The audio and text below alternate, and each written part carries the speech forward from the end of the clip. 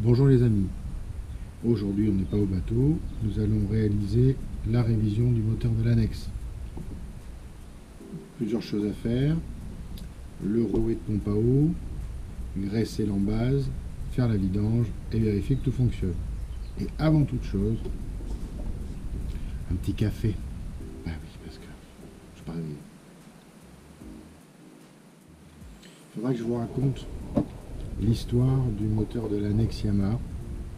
Parce que comme vous allez le voir, ça n'est plus le moteur de l'annexe Yamaha. Il a rendu l'âme, après probablement de bons et loyaux services, mais pas avec moi.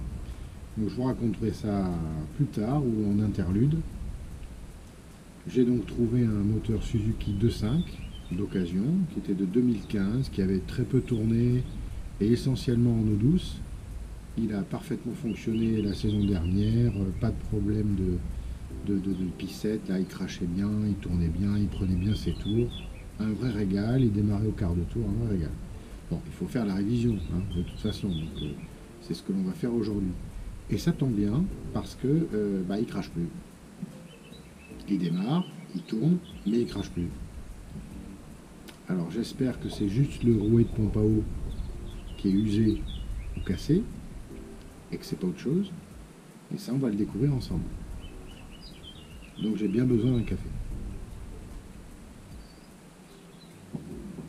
Je commande les pièces sur SVB.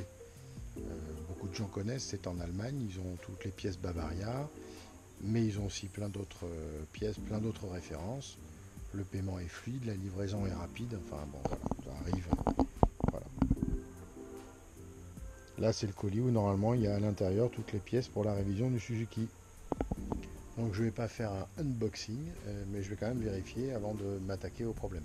Dedans il y a le kit de maintenance pour le Suzuki. Suzuki 2.5, voilà, modèle à partir de 2012. Donc normalement, j'ai ce qu'il faut. Les petits joints. Ça, je sais pas, on verra, mais c'est probablement... C'est un autre joint. Encore un autre joint. Non, ça, je sais pas ce que c'est. Bon. La petite goupille de l'hélice au cas où on la perdrait. Une petite anode que j'avais pas prévu de changer, mais elle est là, donc c'est super. Le fameux rouet. Le joint du rouet. La plaque métallique qui est avec le rouet. Et la petite bougie.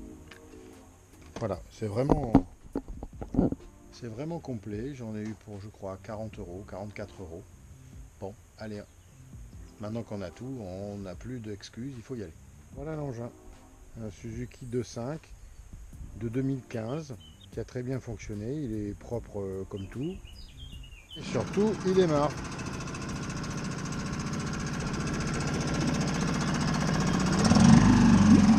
Et vous me portez chance parce que tout à l'heure il crachait pas du tout et maintenant il crache. Je le laisse refroidir et on va attaquer. D'abord, on va changer le rouet. Pourquoi? Parce que ça sert à rien de faire le vidange de l'embase, la vidange du moteur, si j'ai un problème de pompe. Donc on va déjà commencer par ça. Donc je vais le changer de place. Je vais démonter l'embase et on va essayer de faire comme pour le Yamaha. D'ailleurs, je vous mets en vignette la vidéo que j'avais fait sur le tuto du Yamaha 2.5. Il y a toujours 3 vis sur le dessus ou 2 vis pour enlever l'embase. En revanche, le Yamaha avait ici un regard qui permettait de désolidariser l'arbre d'entraînement de la boîte de vitesse, enfin de l'inverseur. En apparence, ça a l'air plus facile à démonter, mais je sens une petite galère au remontage si je n'ai pas de regard pour pouvoir réenclencher l'axe. Bon, peut-être que c'est plus simple, je ne sais pas, on verra. Ce sont des écrous de 10, là et là. Là, ça on n'y touche pas parce que c'est pour la vidange de l'embase, on le fera après. Ça non plus on n'y touche pas parce que c'est pour l'arbre d'hélice, on verra après. On va déjà commencer par désolidariser l'embase pour accéder au rouet. Donc clé de 10. Bon, alors nous y voilà. On reconnaît l'axe du moteur et là le logement, ou ici le logement pour l'inverseur, enfin on verra après. Ici il y a 4 vis qu'on va défaire et normalement ça va nous ça va remonter tout seul et on va voir le rouet, comme on a fait pour le Yamaha. Alors, pour ceux qui ont le même moteur Suzuki 2.5, les vis pour le rouet sont en 10 aussi. Alors, je ne veux pas présager de la suite, mais j'ai l'impression que ce moteur Suzuki est quand même vachement mieux conçu que le Yamaha, dans le sens où ça m'a paru assez simple de démonter l'embase et que pour l'instant, tous les vis et les écrous sont en 10, la même taille, donc une seule clé pour faire l'entretien, pour l'instant. Je trouve que c'est quand même pas mal.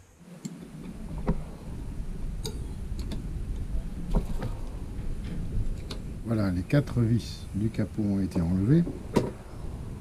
Mais en revanche, ce qui ne me plaît pas du tout, c'est qu'il y en avait une, la dernière, ici, qui était bourrée de sika. Alors une vis qui a été vissée dans du sika, ça sent la fuite. Bon, on va déjà essayer d'enlever le capot, voir ce qu'il y a dessous. Ensuite on nettoiera tout ça. On fera l'étanchéité en espérant que les pièces sont correctes. Et on verra bien. Bon, le capot semble bien venir. Avec le petit joint que l'on a vu dans les pièces de rechange. C'est dégueulasse à l'intérieur. On va tout nettoyer. Le rouet, il est là-dessous. L'important à vérifier, c'est que le sens des pales, les pales sont pliées vers moi. Comme ça, vers moi. Donc ça tourne dans le sens inverse des aiguilles d'une montre par rapport à la position que l'on a. Hein, voilà. Donc en remettant le rouet, on va le mettre de telle sorte que les pales seront courbées vers moi.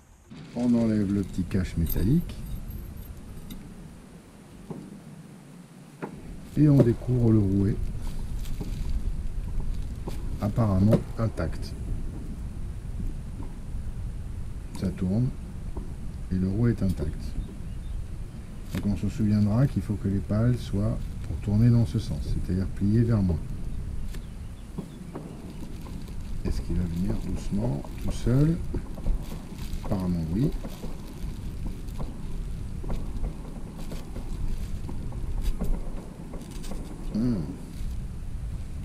Je sais pas si c'est du... Ça mérite un bon nettoyage. Ah ben voilà le petit machin. D'accord.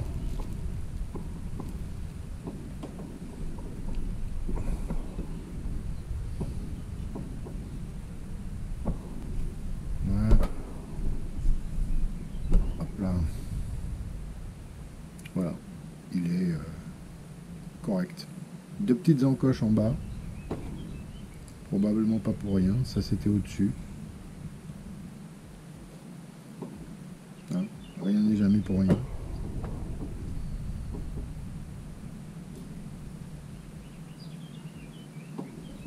Un petit repère.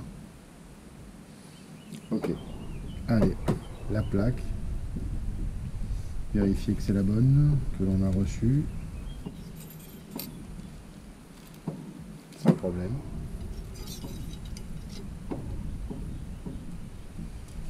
Et c'est là où le petit bazar a son utilité, parce que ici, elle est fixée par un petit machin qu'on va enlever à la pince à épiler et ensuite on va désolidariser la plaque.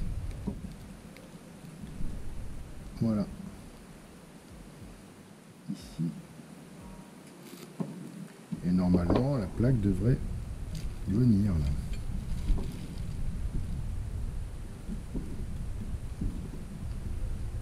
Eh ben non.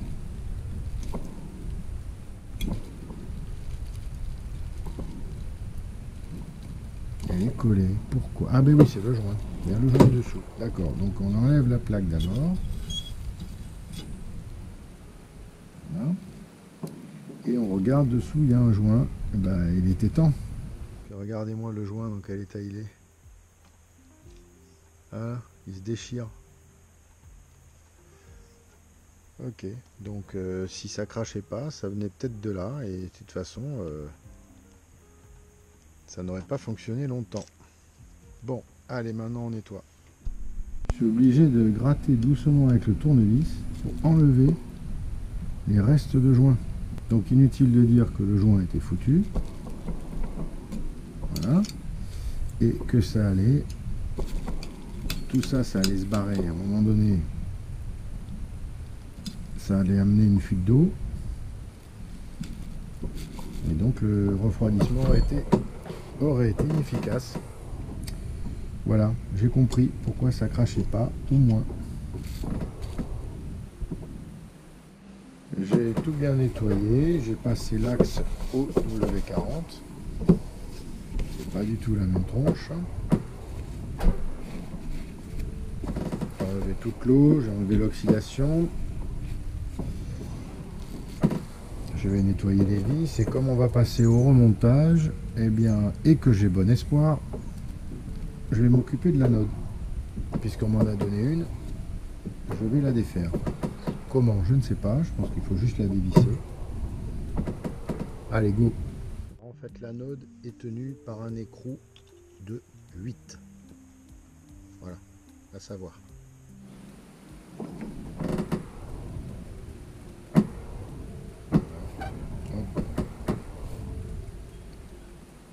Ici, là,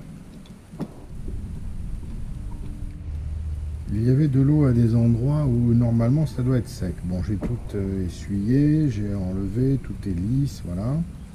Maintenant, je vais graisser les pas de vis, et uniquement les pas de vis, car là où il y a le joint, bah, évidemment, il faut que ce soit joint. Donc je ne mets pas de graisse.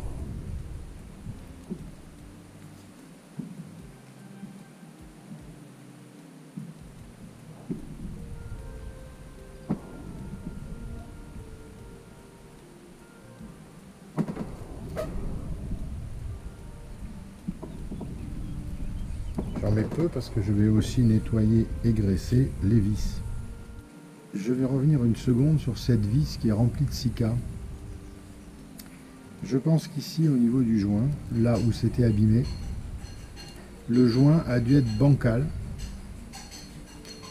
Et du coup, ça a dû fuir au niveau de cette fameuse vis. Et la réparation a consisté non pas à changer le joint, mais à enlever la vis, mettre du silica dedans et visser. Spécial, hein?